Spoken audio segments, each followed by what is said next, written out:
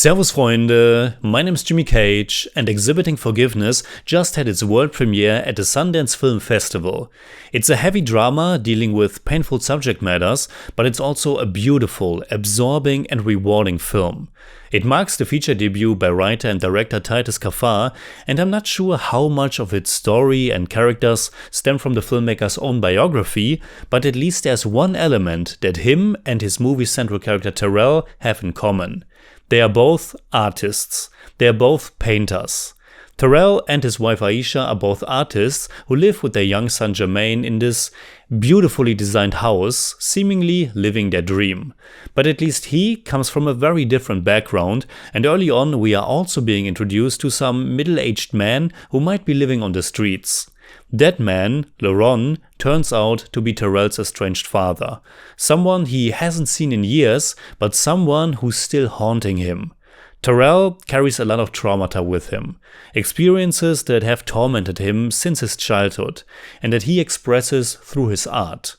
2 years ago I saw another film debut by someone who works primarily as a painter, Del Catherine Barton's Blaze, which was also very much about a traumatic experience and whose steps into the world of cinema also manifested in a very expressive and emotional drama. But the films that I was reminded of while watching Exhibiting Forgiveness even more so were ones like The Last Black Man in San Francisco, If Beale Street Could Talk, or Waves.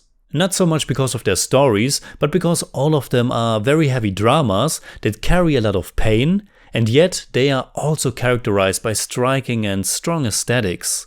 The camera work, the music, the editing, the filmmaking choices, the direction, they really stand out and make these films special.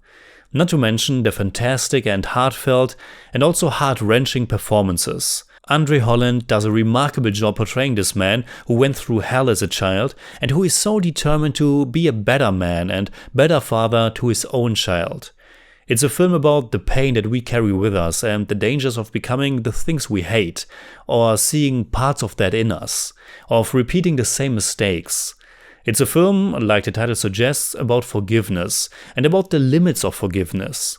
It's 2 hours long, but it's structured in a way, or it focuses on certain elements and situations in a way that makes it feel very fresh and powerful. Early on, filmmaker Titus Kaphar shows us little fragments of Terrell's dreams, or rather nightmares, or rather memories. And in flashbacks we then bear witness of what really happened in the past. I really like the choice to center those sequences on basically just one single day from Terrell's childhood.